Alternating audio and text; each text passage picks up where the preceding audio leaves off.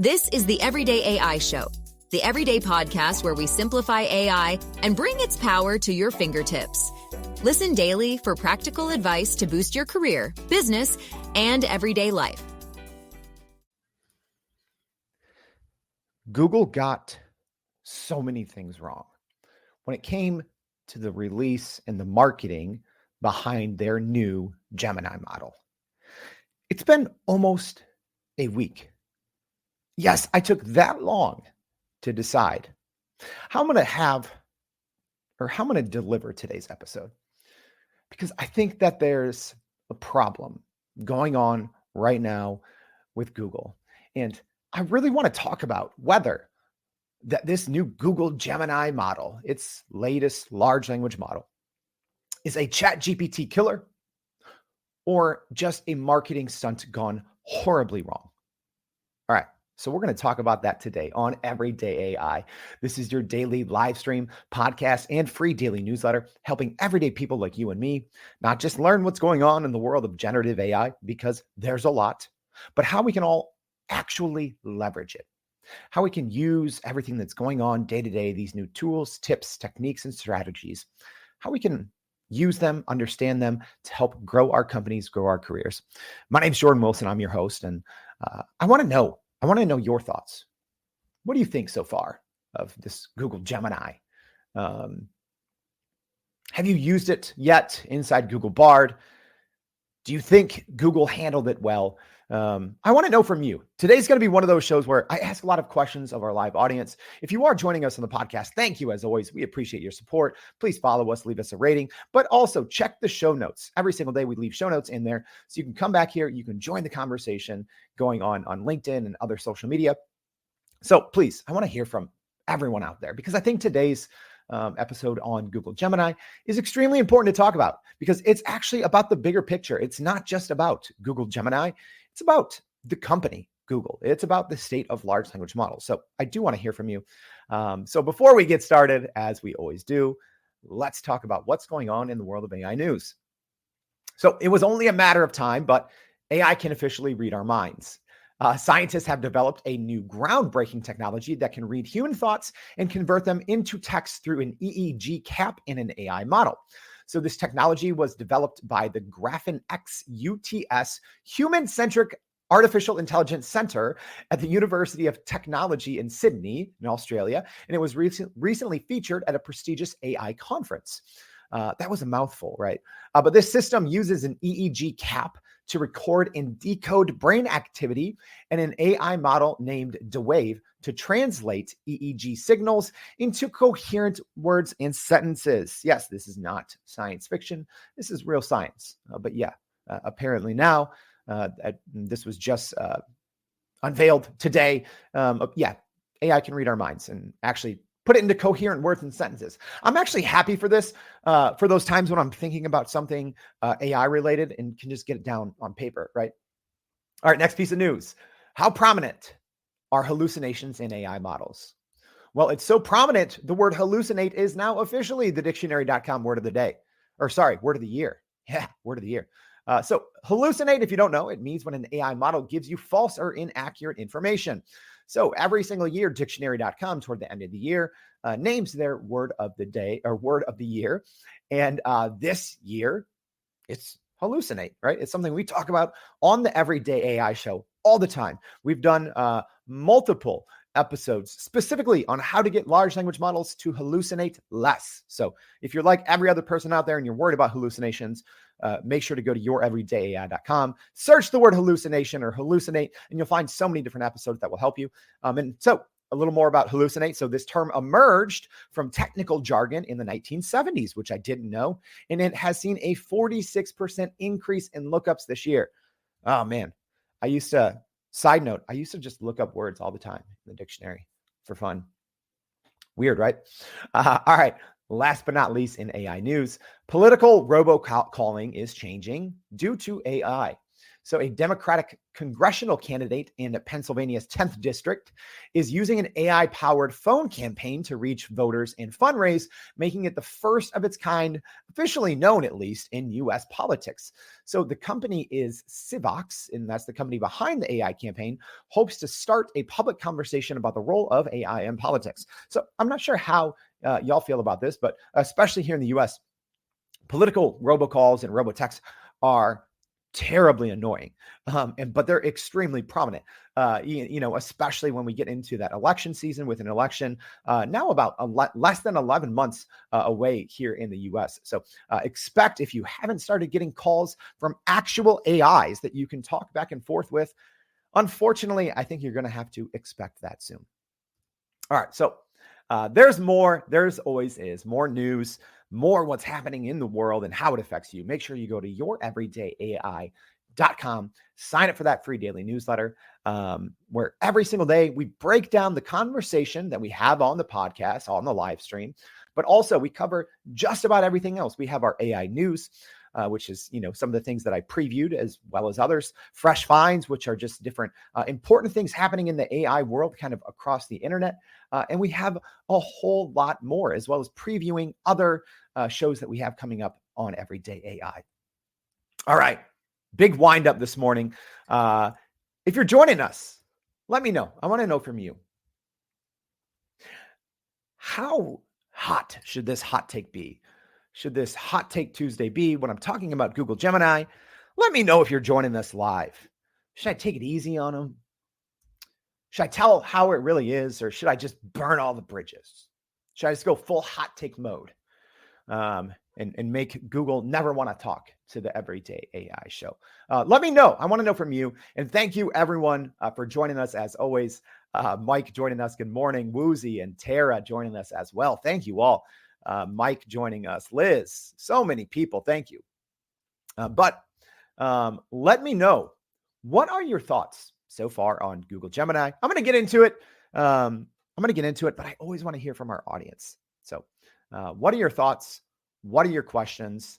I love this from Douglas saying, quick DeWave. What am I thinking now? Yes, that AI brain model. If I could get it live as well, that would be fun. All right, but let's talk a little bit. And so far, the votes are in. It's a lot of flame emojis. People want full heat. Full heat. All right. Well, Cecilia says never burn your bridges, but everyone else is giving me like 50 flame emojis. So I'm gonna have to go with the majority of people here. So all right, we're going full hot take. But let's talk high level overview.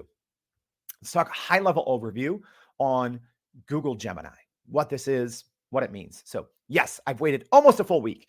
So they announced this let's see, it's been 6 days. Today's day 7. So about a week ago, Google announced Gemini. So here's the overview, right? So Google Bard has been using the Palm 2 large language model. So Google is replacing that with a much more sophisticated and a much better model in Gemini. All right. So Palm is out, Gemini is in. So there's essentially 3 flavors of Gemini. So you have Ultra, Pro, and Nano. All right. So Ultra is essentially the largest use cases. Pro is kind of like the day-to-day use cases. And Nano is a much smaller version of the model that you can actually fit on a physical device. So Google is going to be putting it in their hardware. So let's start off with the good things. That's awesome, right? I love seeing smaller, more capable models that don't even necessarily need to be connected to the internet and can run locally on a device. That is one of the big pieces of the future of large language models. So let's start with the good, right? Before I just start, busting out the flamethrower, let's start with the good. Also, it is the first true multimodal based model. Okay. So what that means is, when you think of GPT, the model from OpenAI, it is multimodal. So being able to input not just text, but images and audio, and then on the output, being able to receive, kind of multiple medias. So, being able to input and output text, photo, audio. But GPT was built as a text model first, and then kind of these multimodal functionalities were built on top of it, so to speak. So Gemini is at least according to all reporting and everything that I can see, the first true multimodal first model. So that's a big step in the correct direction on generative AI and large language models being the future of how we work, right? So another good thing is obviously built-in integration with Google services. All right. And then, like we talked about, the ability to run on physical devices. So what most people do know is Ultra is not out yet, right? So that's what everyone's talking about, this Ultra mode, inside Google Gemini. But if you go on to Bard right now, it is actually the Pro mode. So more on that later, but keep that in mind. Google launch with kind of giving people access inside of Google Bard to this middle tier mode. That's extremely important. It's extremely important. All right. So now, as I sip my good morning coffee, let me know, are y'all drinking coffee when we go over this? Are you walking the dog? Are you on the treadmill? Let me know. Getting caffeinated up because I saw a lot of people wanting the hot takes. All right. So let's talk about this. Google pretty much lied about Gemini's capabilities. I said pretty much, all right? I'm not going to say they straight up lied. We'll say they hallucinated, all right? We'll say they hallucinated. They did not tell the full truth. All right, so let's look at why and what they said. All right, so much of this was based around a video release. All right. And everyone everywhere, if you care about generative AI, if you're on Twitter, if you're on LinkedIn, if you follow AI news, you saw this video. Okay. So Google released a short video, and it was essentially showed a person interacting with Gemini in real time, right? And I have some screenshots of it that I'll show you here in a second. But essentially, it was someone on the left side interacting, and there was an overhead video with different objects asking questions and talking to the Gemini model, and Gemini was seeing what was going on the screen and interacting in real time. All right. And so the only note that Google put up initially was on the video. They said this. They said, we've been testing the capabilities of Gemini, our new multimodal AI model. We've been capturing footage. Okay. To test it on a wide range of challenges, showing it a series of images and asking it to reason what it sees. All right. So the thing that I want to point out is interactions, right? That's what I have underlined there. So here's one example. Here's one example of what was shown. Okay. So again, this is a video. So this is a screenshot from a video, but essentially in the video, the actor or the main participant who is talking with Gemini does paper, rock, scissors, right? And yes, I say paper, rock, scissors. I know that's weird. I know 99.9% of the world says rock, paper, scissors. I just can't. I grew up calling it paper, rock, scissors. So the person's playing paper, rock, scissors. And then Google Gemini says, I know what you're doing. You're playing rock, paper, scissors. And the collective internet lost its mind. Everyone was going nuts. But here's the problem. None of that was actually in real time, like Google said. It wasn't, right? The person was not actually talking to Google Gemini. Google Gemini was not actually listening, but that is the exact message. And it was a very well done marketing video, right? And that is what people really started running with immediately. When Google announced this video, just about everyone who's anyone in the world of AI, right? I was going to call people out by names. Yeah, I was going to call them out, all those, quote unquote influencers on Twitter and LinkedIn, those 22-year-old crypto bros that you're buying your ChatGPT prompts from. They all said, ChatGPT killer. Look at this model in real time. This is the future. This is the best thing ever. Google is taking over, but none of it was actually in real time. Yeah. And here, now, the former journalist in me has a lot of problems with this. All right. A lot of problems. Because, yeah, there were falsehoods, untruths, white lies all over the place. The only other thing that Google said, aside from that message on the screen, was this in the YouTube video description. It said, for the purposes of this demo, latency has been reduced and Gemini outputs have been shortened for brevity. That is nonsense. That is hot garbage untruths. That is a hallucination. That is terribly inaccurate. Because let's break it down, shall we? Let's break down Google's own words and let them know that no, wrong. BS detector is blaring. Latency has been reduced. Yeah, latency has been reduced by completely reconstructing how this was done. It was not done in real time. I'm going to show you. And then it says, and Gemini outputs have been shortened for brevity. No, they haven't. They've been completely reproduced in a different way that was not represented in this demo video, that was seen by millions of people, that was shared by tens of thousands of the biggest names in tech and AI. All those people you're following, but should stop following because everyone is just blindly reposting anyone's marketing messages without digging into it. Y'all, I saw this. I was at the AI Summit in New York City speaking. When I saw this Wednesday, I saw the demo video. Two thoughts immediately came through my mind. Number one, I said, that's impressive. Number two, I said, I got to dig into that because I don't think it's possible, right? I wasn't going to share it with you all. I wasn't going to say, hey, this new Gemini model is the best thing ever. We talked about its release, but we didn't say anything about it's a ChatGPT killer. It is correctly doing this in real time. It's not. Let's take a look at how they actually did it and break down those words. Yeah. So latency has been reduced. No, it didn't. The video was produced. Gemini was not in real time. And then when they said Gemini outputs have been shortened for brevity, no, those multimodal input outputs were faked. They were text and photos. They were not real time.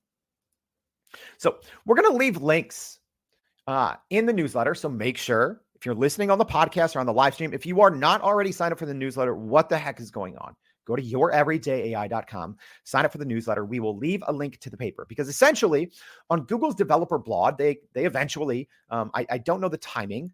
I believe it was after people started questioning the validity of this video, but I'm not sure on that because I don't think it's timestamped. However, on the Google developer blog, to their credit, Google did release how this video was actually made and how it was put together. So this paper, rock, scissors. Yes, paper, rock, scissors. Where in the video, the person goes paper, rock, scissors, and Google says, oh, I see what, or Google Gemini says, oh, I see what you're doing. That's not how it worked. There was no real video. What they did is they recorded the video. Then they took many screenshots and then they uploaded those screenshots with text into Google Gemini. So no, for this demo that set the internet world on fire, there was no seeing. Google Gemini was not seeing real-time anything. It was not hearing anything real-time. It was just the same as every other model. They took screenshots, many screen grabs. Go look at it on the developer's blog that we'll link to. And in this example, so we have the three photos, one of a paper, one of a rock, and one of scissors. It's someone's hand doing these different techniques. So not only did they not just upload the video, right? Look at how many levels of hallucinations from Google's marketing, right? They didn't upload it. They didn't even, number one, it wasn't real time. Number two, they didn't upload a video into Gemini. Number three, they didn't just do screenshots of the paper, rock, scissors. They did photos, 3 photos, one of a hand making the paper, one of a hand making the rock, one of a hand making the scissors. And guess what? Even at that point, they couldn't just upload it and Google Gemini could tell them. They had to say, what do you think I'm doing? Hint, it's a game. What do y'all think?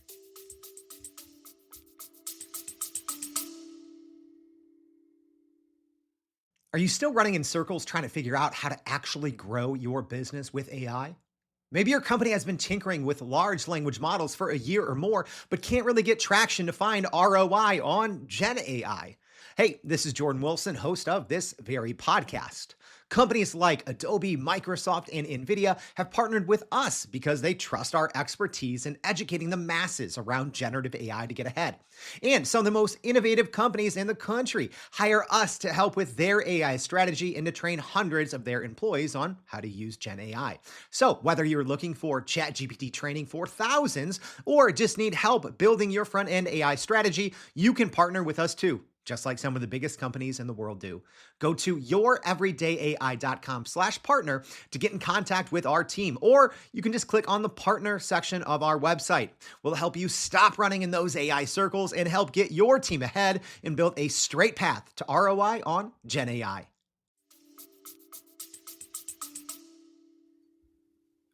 Is Google's pants on fire? Did they lie? Did they hallucinate? Is this marketing? What I would like to say is it's not truthful. It is so far from the truth. Jerry says, don't hold back. More flame emojis. All right. All right, Jerry. Yeah.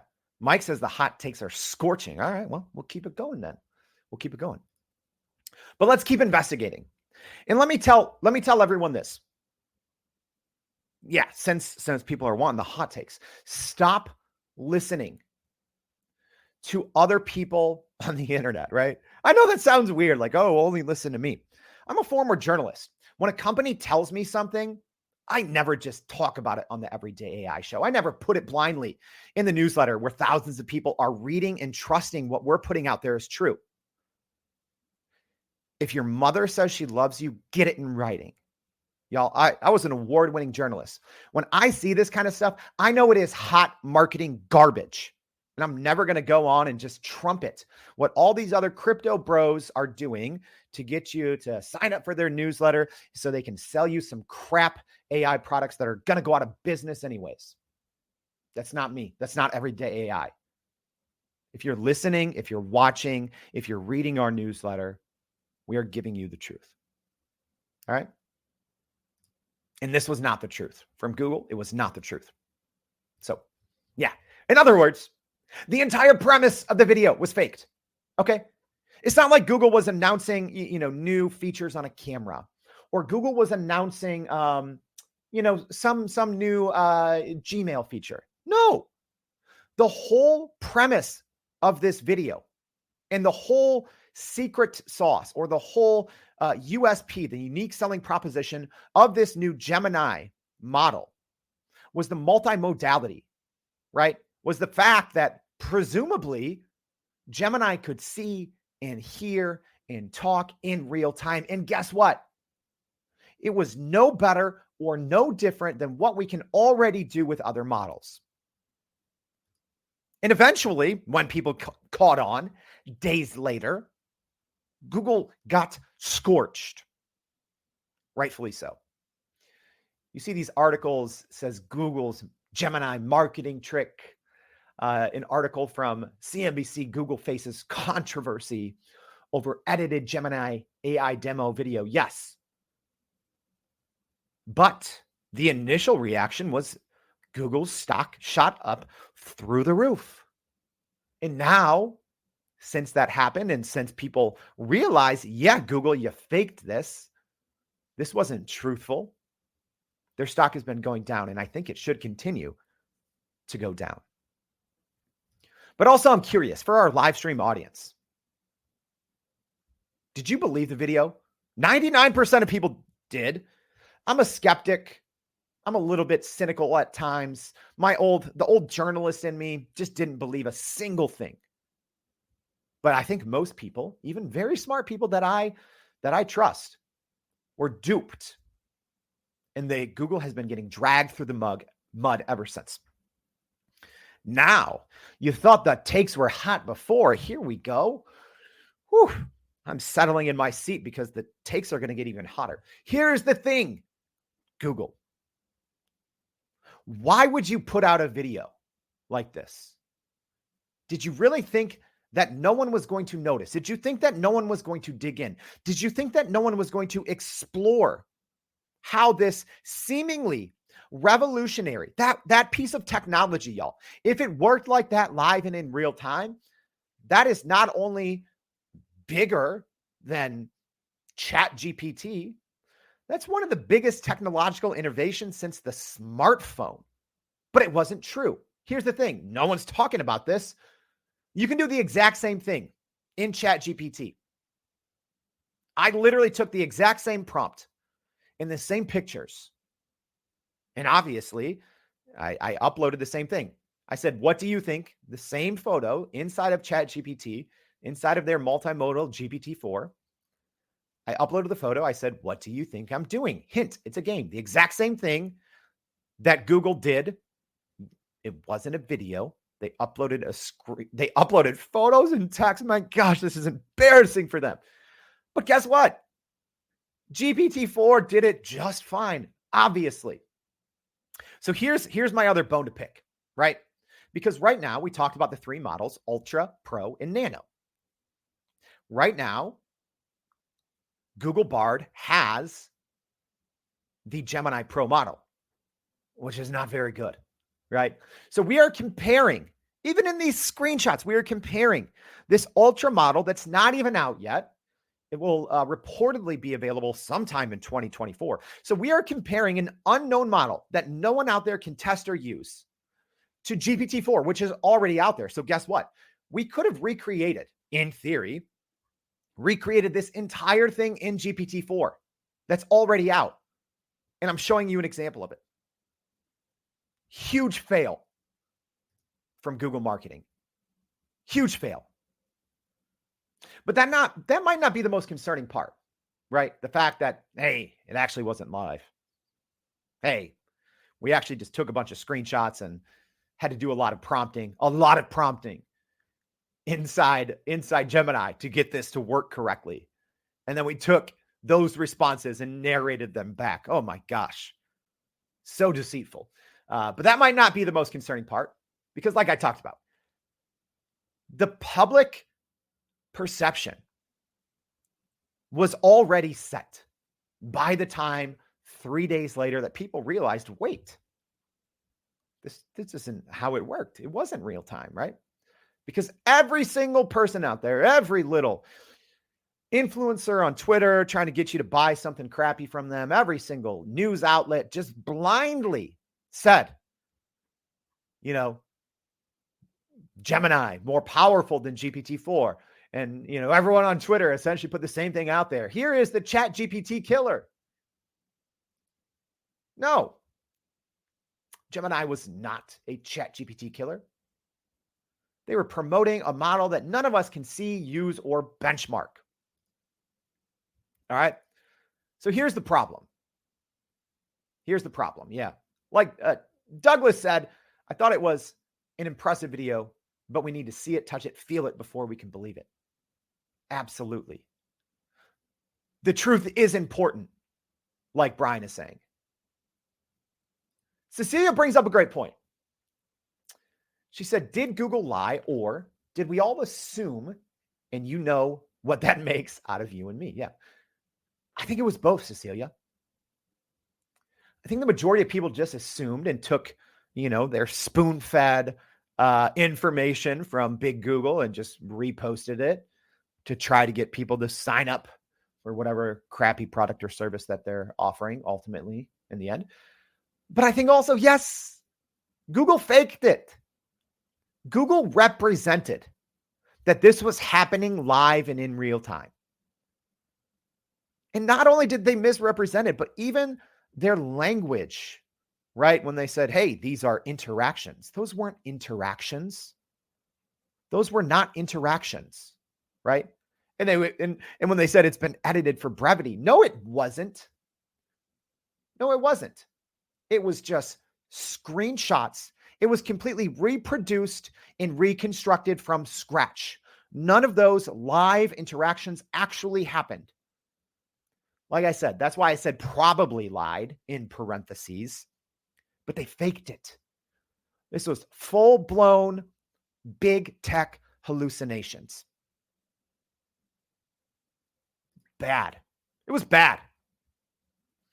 So the problems. So Gemini Ultra, which was quote unquote better than ChatGPT, isn't even out yet. Okay. Gemini Pro, which we're going to get to in a second, from a benchmarks perspective. So what we can all go use right now. Yeah, you can go use Gemini inside Google Bard. Like I said, they swapped out the Palm 2 model for Gemini Pro.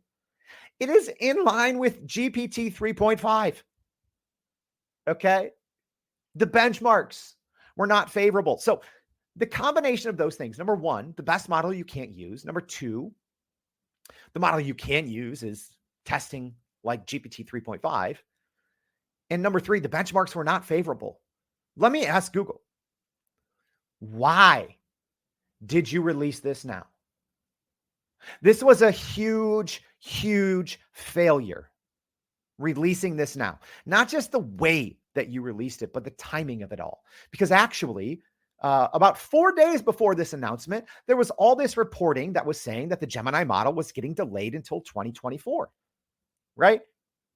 So I'm guessing it might have been a, shareholder response. Hey, we need to get something out there. Initially this was supposed to be a live event, and instead it just got released through a press release and a YouTube video. So obviously there's a lot of things going on behind the scenes that you and I don't have access to. However, anyone can see now that this release was disastrous. Not only the delivery, and what I will say is the deceit, but the timing. Why would Google release this when we can't even use or test this model that they said is so fantastic? And when the one that we can use is comparatively running at the same speed as models and the same power as models that are almost 2 years old. Let's look at those benchmarks. Let's dig in, shall we? So here we go. I got to make my screen bigger for this. So the big thing is there's all these different benchmarks. Okay. And again, we're going to have the link and you can go read this paper. It's a 60 page PDF. I read through most of it. Specifically, people are talking about the benchmarks in this table here. Okay.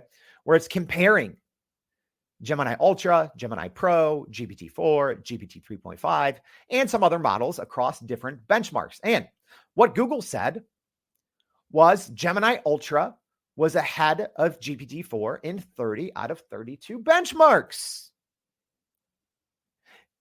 Is that the truth? No. It's not the truth. Not the full truth. Let's take a look. All right. So now, again, if you're listening on the podcast, I'm going to do my best to describe this, but it is some kind of technical benchmarking. Okay. But right now, keep in mind, Google is comparing a model in Ultra. No one has access to Ultra. You only have access to Pro. Okay.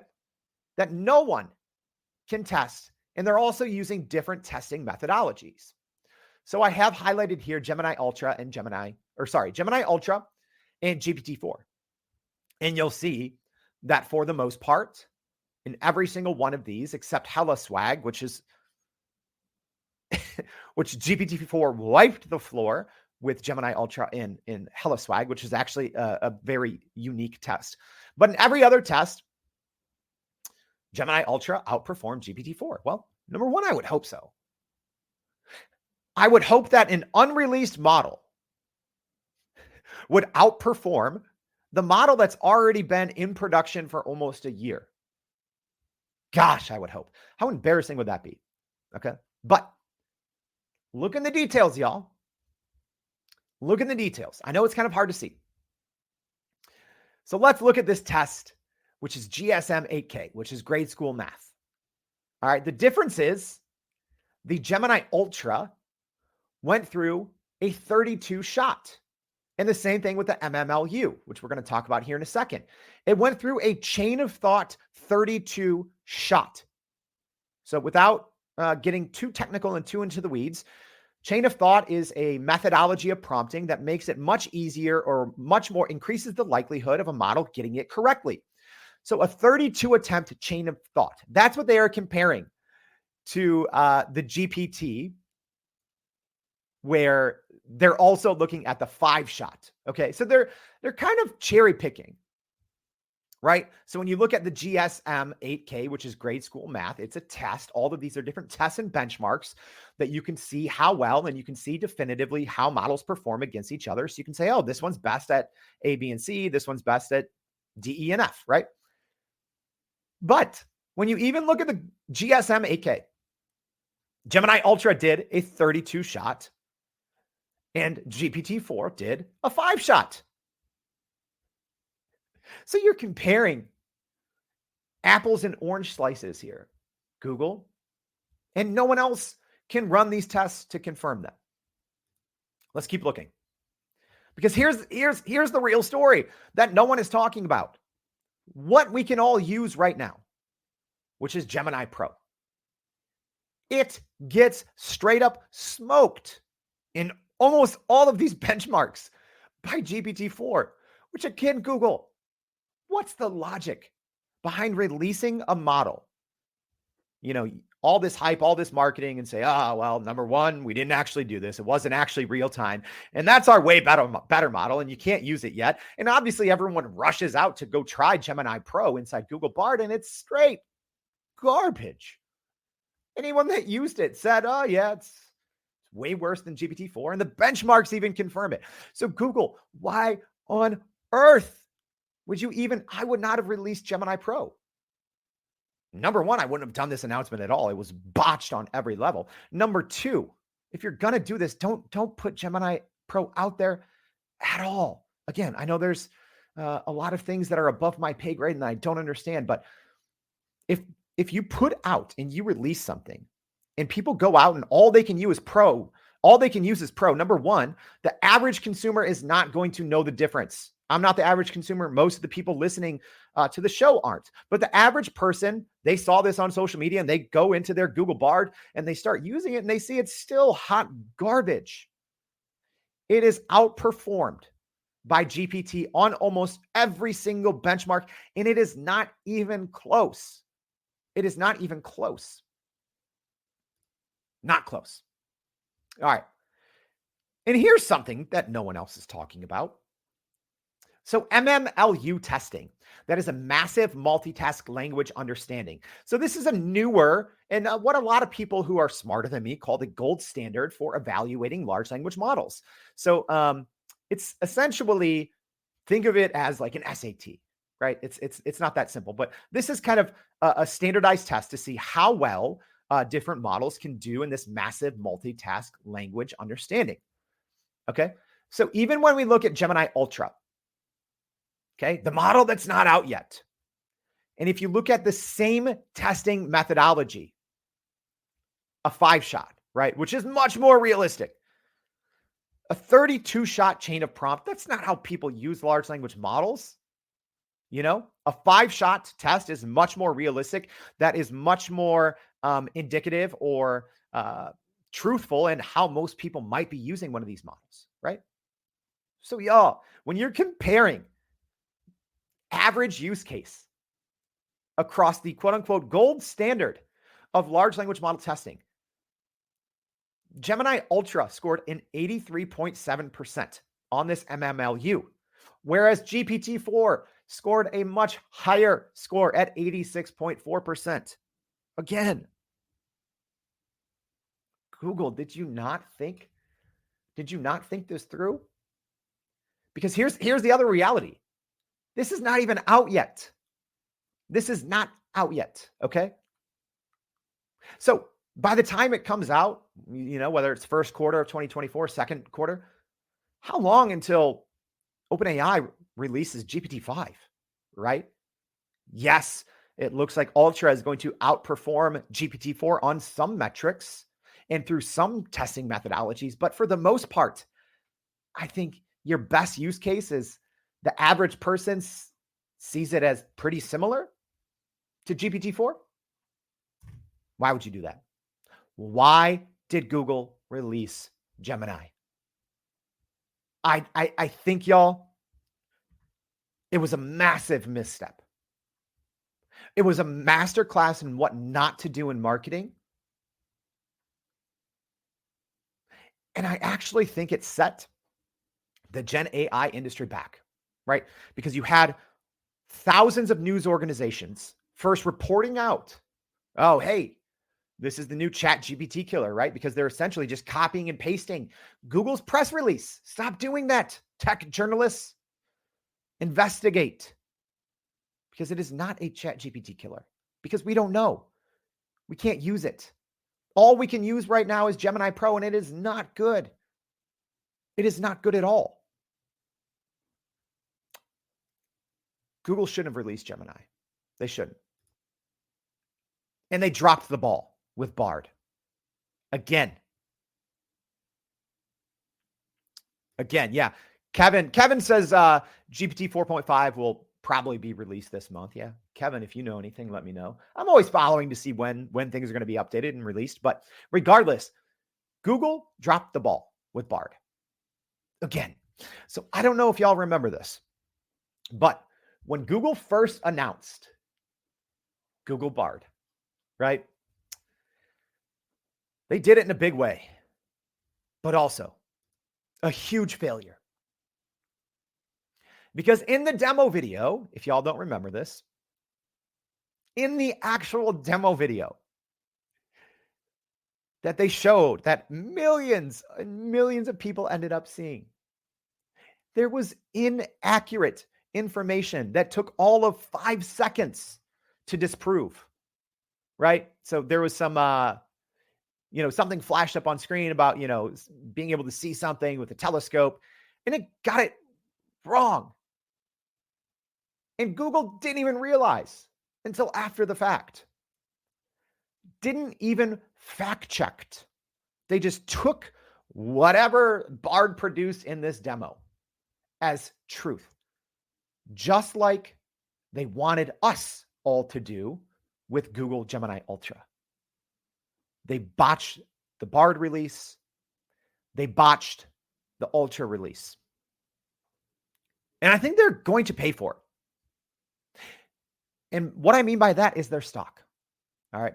So if you look at what's called the Magnificent Seven tech stocks, which now make up a majority of the S&P 500 here in the US. So we're talking Microsoft, Apple, Meta, Nvidia, Amazon, Google, Tesla. So Tesla's kind of almost in a different category than the rest of them. Yes, Tesla's in AI with their auto drive, but they're having issues that are completely different than what these other companies are going through. But if we look at the other 6, Microsoft, Apple, Meta, Nvidia, Amazon, and Google, those 6 companies are heavily involved in generative AI. They're heavily involved in large language models, whether it's their own or investing billions of dollars in other companies that are creating them. And Google, at least out of those 6, is the only one whose stock is down in the last 3 months. Microsoft crushing it, up 12%. Apple crushing it, up 10%. Meta eating people for lunch, up 8%. Nvidia up 4%. Amazon up 3%. Tesla's obviously getting crushed, down 10%, but they have some other issues with their auto driving scandal. But Google is down 1%. Here's what happened. When the announcement first came out, their stock shot up and it stayed up for a day or two. And then when the reporting came out that said, oh, actually, this was faked. This video was faked. Their stock has continued to go down, and I think it will continue to go down as more and more people talk about this, as more and more people report about this, and as you look at the big picture, that Google had months to get this right. After completely fumbling the Google Bard release, they did it again with Google Gemini. There's no transparency there. There's no trust. And that is paramount, right?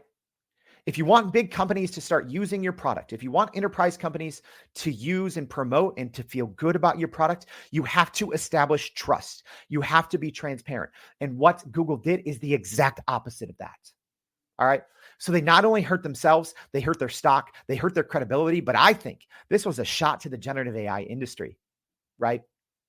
Because they are now planting seeds of distrust that will impact all other companies, right? Because now when you have big Fortune 100, big Fortune 500 companies who were already on the fence about adapting Gen AI, now they're just going to be like, oh no, we can't trust this. Look at the Google stuff, right? This gave large language models a black eye because Google fumbled it. Google fumbled it. Hey, thank you for the support, Michael. He says, I'm a force to be reckoned with. You know what? I think my background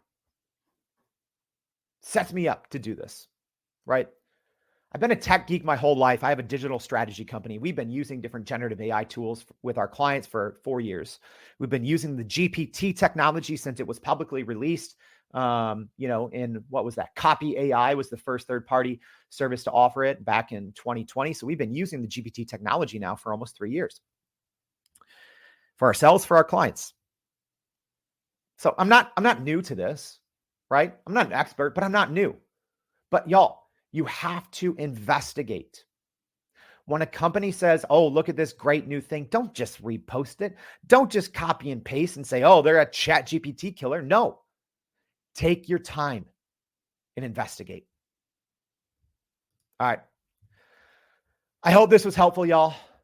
If it was, please, as always, go to youreverydayai.com.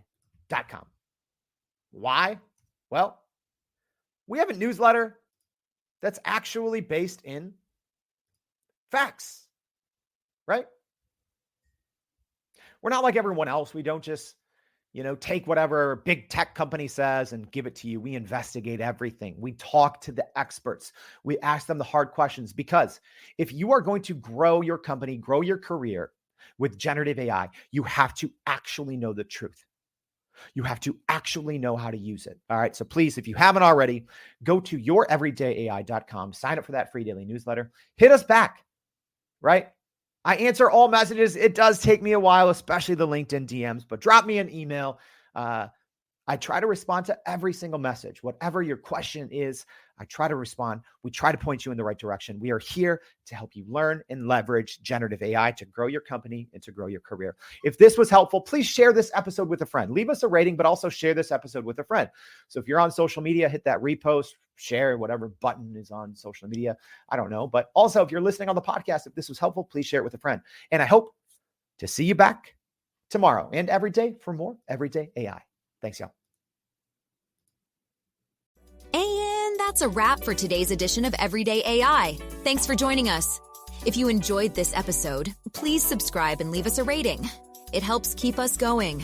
For a little more AI magic, visit youreverydayai.com and sign up to our daily newsletter so you don't get left behind. Go break some barriers, and we'll see you next time.